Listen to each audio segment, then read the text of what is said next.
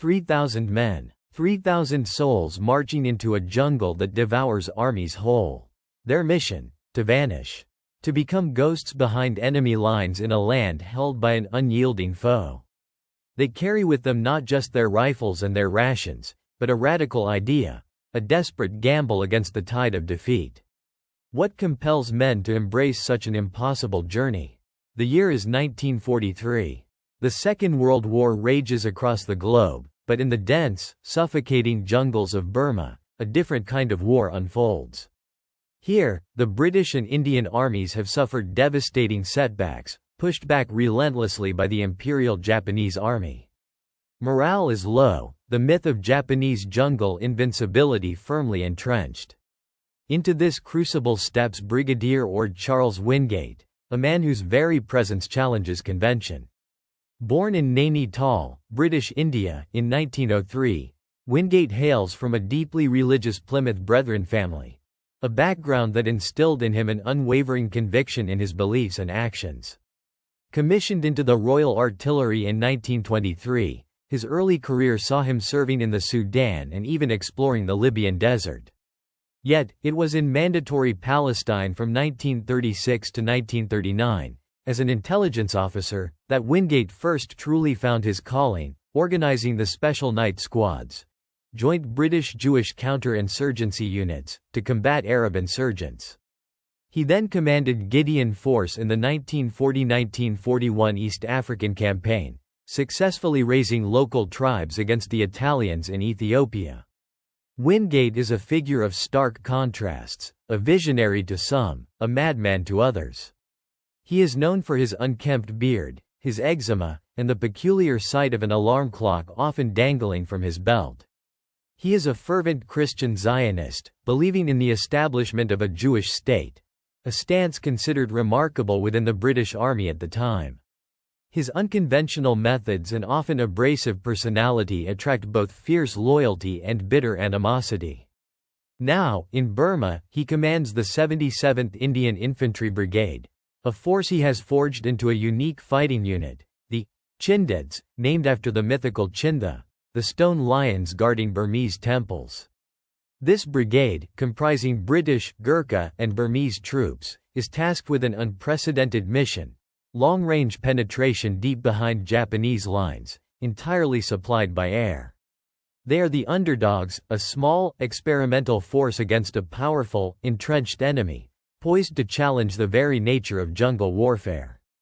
The challenges facing Brigadier Orde Wingate and his Chindits are monumental, beginning with the deep-seated skepticism from within their own command structure. Many conventional officers in the British and Indian armies view Wingate's long-range penetration concept as an unworkable fantasy, a diversion of precious resources from traditional formations.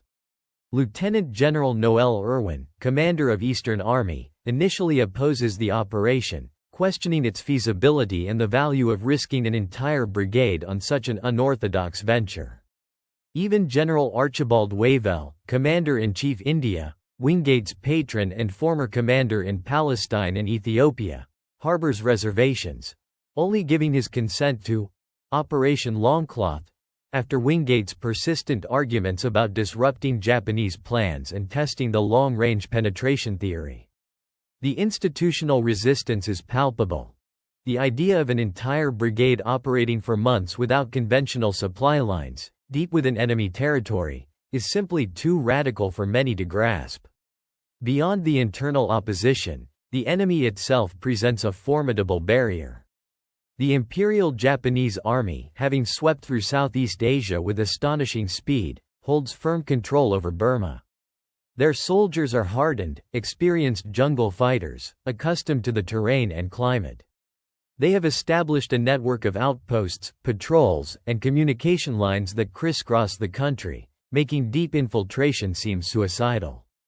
The Japanese military doctrine emphasizes aggressive, offensive actions, and their soldiers are indoctrinated with the Bushido Code, which views surrender as dishonorable.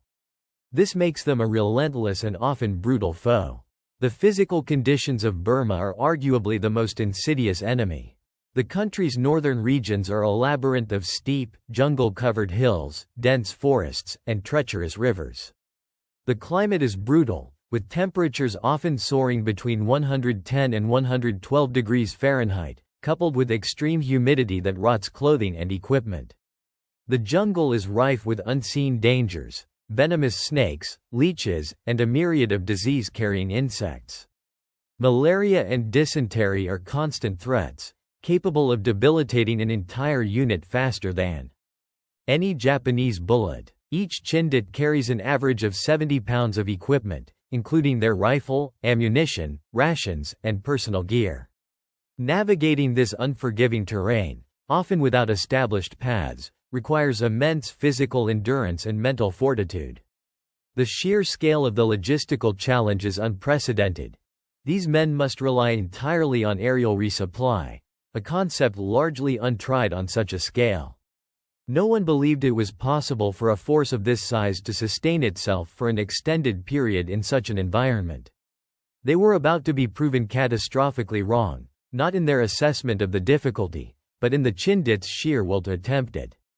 The dawn of February 8, 1943, marks the beginning of Operation Longcloth, as the first Chindit patrol crosses the India-Burma border near Imphal. Brigadier Orde Wingate leads his 3,000 men, organized into 7 columns, into the vast, unknown expanse of Japanese-occupied Burma. Each column, comprising roughly 400 to 450 men and 100 mules, is designed to be self-sufficient, capable of inflicting heavy blows on the enemy while remaining small enough to evade detection. Their immediate objective is to disrupt Japanese communication lines, particularly the critical railway network that snakes through central Burma. The initial days of the advance are grueling. The jungle presses in, a suffocating green wall. Men hack their way through thick foliage with machetes, forging paths where none exist. Rivers, wide and fast-flowing, must be forded, their mules struggling against the currents. The silence of the jungle is broken only by the sounds of their march, the creak of equipment, and the incessant hum of insects. For the first few days, they encounter no Japanese resistance, giving the illusion of an unopposed penetration. On February 13, the columns achieve a significant milestone. They successfully cross the Chindwin River, a major natural barrier, near Sitaung. This crossing is critical, marking their true entry into heavily contested territory. 2 of the southern columns, led by Major Bernard Ferguson, are deliberately sent south, intended to act as a decoy, drawing Japanese attention and giving the impression of a larger, conventional offensive. To enhance this deception, one British soldier is even dressed to appear as a high-ranking general. Air supply drops are conducted in broad daylight over these southern columns, further reinforcing the Japanese belief that this is a frontal assault. 2 days later, on February 15, the Chindits make their first contact with Japanese troops. These are sporadic jungle clashes with outposts and patrols, but they confirm the enemy's presence and the beginning of the true test. The Chindits employ hit-and-run tactics, striking quickly and then melting back into the jungle, leaving the Japanese bewildered. As February gives way to March, the Chindits push deeper. Their targets are the railway lines, the arteries of Japanese logistics. On March 2, Major Bernard Ferguson's column achieves a notable success, brushing aside a Japanese patrol and detonating explosives to destroy the bridge at Bonguang. The thunderous explosion echoes through the hills, a stark declaration of the Chindits' presence. This act of sabotage puts a section of the main Mandalay-Myitkyina railway line out of action, disrupting Japanese troop movements and supply convoys. The initial Japanese reaction to the Chindits' incursions is one of confusion and underestimation. Reports reaching the headquarters of the 15th Army describe small groups of British soldiers, initially believed to be mere reconnaissance patrols. Japanese commanders, accustomed to conventional warfare and frontal engagements, struggle to comprehend a force that operates deep behind their lines without a visible supply chain. General Namata, Chief of Staff Southern Army, later admits that native reports initially overestimated the strength of Wingate's force, making it difficult to forecast their intentions.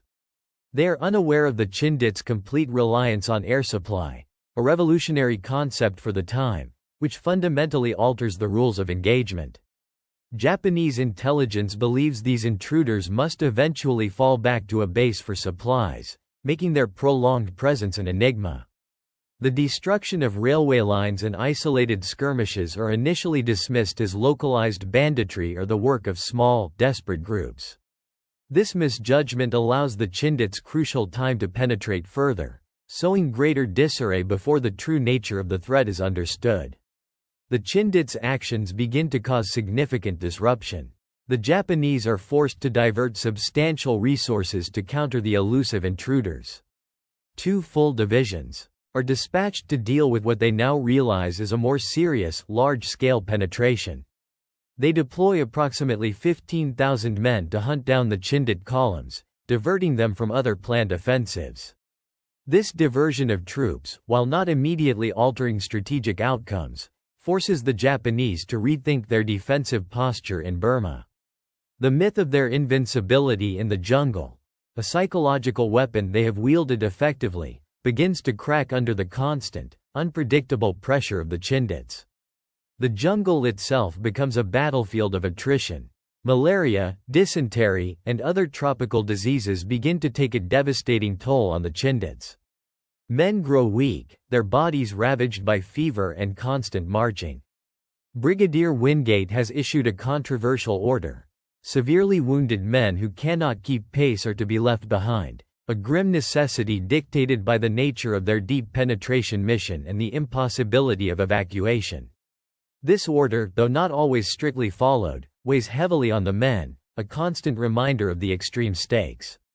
By mid-March, Wingate makes a bold decision. Instead of withdrawing, he presses deeper into enemy territory, towards the Irrawaddy River. This move further complicates their eventual return, as it places 2 major rivers between them and the safety of India.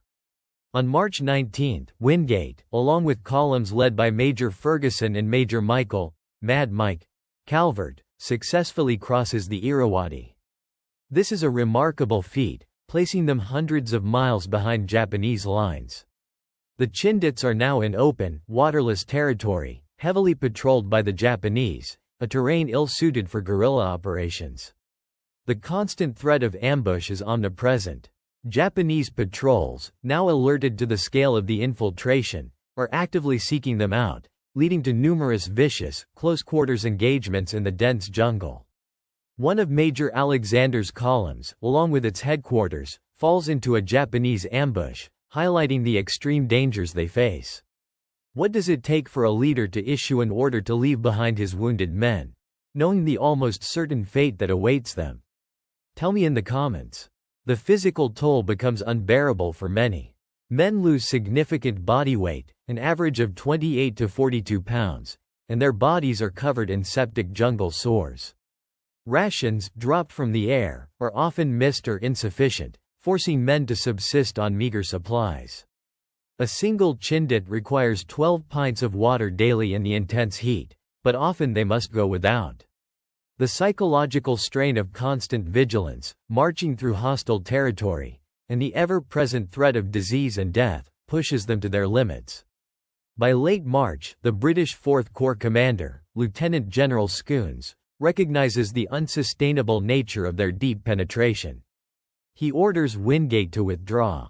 Wingate, in turn, instructs his groups to disperse into smaller, independent parties, hoping to increase their chances of evasion during the long, perilous journey back to India. The northern group falls back towards the Chindwin River, while Alexander's group attempts to move east, hoping to find a route to China before turning west. The return march is a nightmare.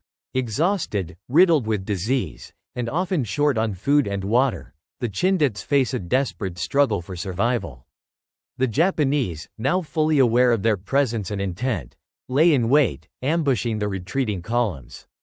Each river crossing, each jungle path, becomes a potential death trap. The men are constantly hunted, forced to fight their way out of encirclements, often resorting to bayonet and katana in brutal hand-to-hand combat. Imagine being deep in enemy territory, knowing that every step back to safety is a gamble with your life, and that your enemy is actively hunting you. What would that level of desperation feel like? Tell me in the comments. The Chindits' ability to operate for such an extended period deep within Japanese-held territory, solely dependent on air supply, proves Wingate's core theory. However, the cost is immense. Of the 3,000 men who began Operation Longcloth, over 800 are lost, killed, wounded, or captured. Many of these losses occur during the brutal return march. Of the approximately 2,182 men who eventually make it back to India, a further 600 are so debilitated by disease and exhaustion that they are deemed unfit for future combat. Many suffer from what becomes known as Chindit syndrome, a combination of malaria, dysentery, and severe jungle sores. The psychological impact of the Chindit operation on the Japanese is significant. Lieutenant General Mutaguchi, commander of the Japanese 15th Army, is reportedly impressed by the Chindits' ability to function so far from a supply base. This, ironically, encourages his later, disastrous belief that an invasion of India could also succeed, despite the logistical challenges. The Japanese admit that the Chindits caused havoc with their lines of communication and supply routes, leading to shortages of food, ammunition, and fuel for their forces. Between 6 and 8 Japanese battalions are diverted from other planned operations to hunt the Chindits, disrupting their strategic timetable. Consider the psychological toll on soldiers fighting an enemy that seems to appear from nowhere and vanish just as quickly, deep within your own lines. How would that affect your resolve? Tell me in the comments.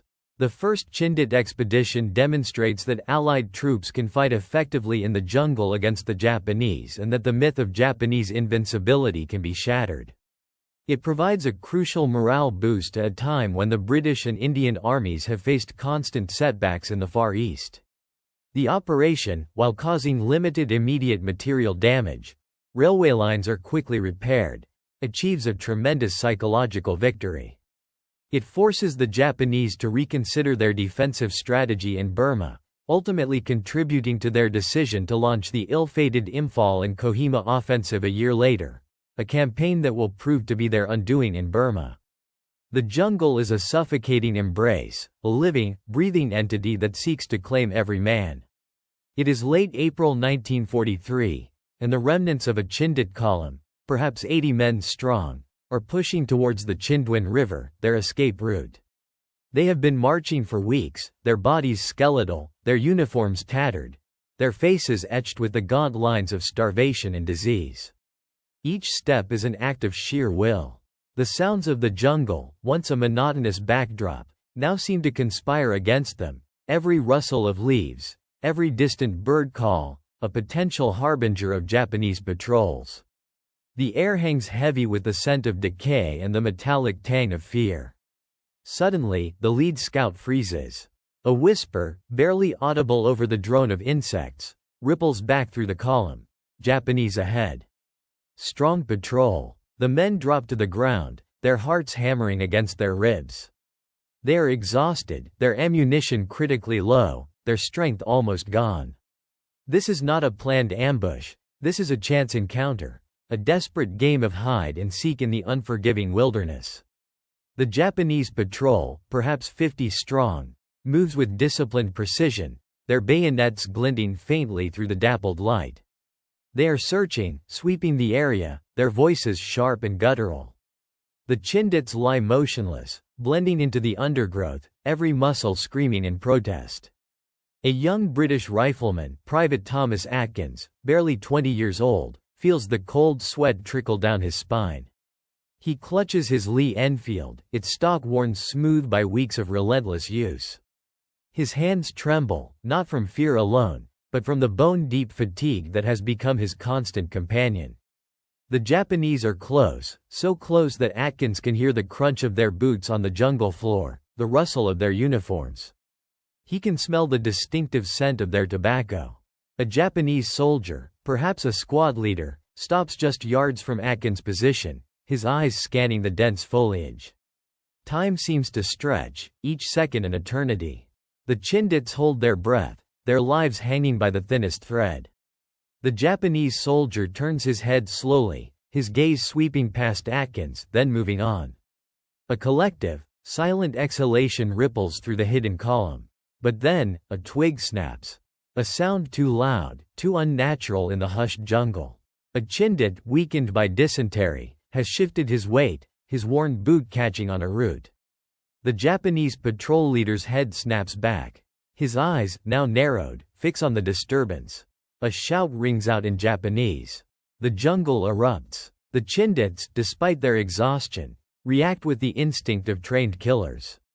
Rifles crack, Bren guns open fire in short, controlled bursts. The Japanese, initially surprised, quickly return fire. Grenades arc through the air, detonating with sharp, concussive blasts. The air fills with the screams of the wounded, the shouts of commands, the frantic chattering of automatic weapons. Atkins fires his rifle, the recoil a familiar jolt against his shoulder. He sees a Japanese soldier drop, then another. But the enemy is pressing forward, relentless, determined to eliminate the intruders. The column commander, a gaunt, determined major, barks orders. Fall back, form a perimeter, we move. They cannot stand and fight, they are too depleted. They must break contact, disappear back into the green labyrinth. The Chindits fight a desperate rearguard action, covering each other as they withdraw, inch by agonizing inch. They leave behind a handful of their own, brave men who fall in the desperate skirmish, their sacrifices buying precious moments for their comrades. The sounds of battle slowly fade behind them as they plunge deeper into the trackless jungle, the river still a distant, elusive promise. Operation Longcloth, despite its heavy casualties and limited immediate strategic gains, fundamentally alters the perception of warfare in the Burma theater. The Chindits, with their audacious deep penetration tactics, shatter the myth of Japanese invincibility in the jungle, a psychological victory that is desperately needed by the Allied forces. Their ability to operate for an extended period, entirely supplied by air, proves the viability of long-range penetration warfare, a concept previously dismissed as impossible. This pioneering approach paves the way for future Special Forces operations and underscores the critical importance of air superiority in jungle campaigns. The campaign's propaganda value is immense. At a time of continuous setbacks for the British and Indian armies in the Far East, the Chindits offer a much-needed morale boost, demonstrating that Allied troops can not only survive but also fight effectively behind enemy lines. Winston Churchill himself is impressed by Wingate's vision and the Chindits' accomplishments, becoming a staunch proponent of their methods. Crucially, the Chindit operations force the Japanese to react. Their admission that the Chindits disrupted their plans for the first half of 1943 and caused havoc with their lines of communication and supply is a testament to their impact. The diversion of 2 Japanese divisions and approximately 15,000 men to hunt the Chindits significantly impacts their strategic planning. This confusion and the perceived threat of further long-range penetration ultimately contribute to the Japanese decision to launch their own offensive into India, the disastrous Imphal and Kohima campaign of 1944. This reckless gamble, inspired in part by the Chindits' perceived success, proves to be a catastrophic failure for the Japanese, leading to their eventual defeat in Burma. Wingate is promoted to Major General and given command of an expanded special force for a second, larger Chindit expedition, Operation Thursday, in 1944. He is even granted a private air force by the USAAF, a testament to the high-level support his unconventional methods now command. Though Wingate himself is tragically killed in a plane crash in March 1944 during Operation Thursday, his legacy endures. The Chindits' experiences also provide invaluable lessons in jungle warfare, air supply, and the treatment of tropical diseases, shaping future military doctrine. The new 77th Brigade, reformed by the UK Ministry of Defence in 2015 for cyber warfare and unconventional tools, even takes inspiration from the Chindits, adopting a shoulder flash based on their famous Chinde badge, a testament to the enduring impact of Orde Wingate's vision. If this story moved you, if you think these men deserve to be remembered, leave one word in the comments: unbroken. Subscribe for a new forgotten story every week.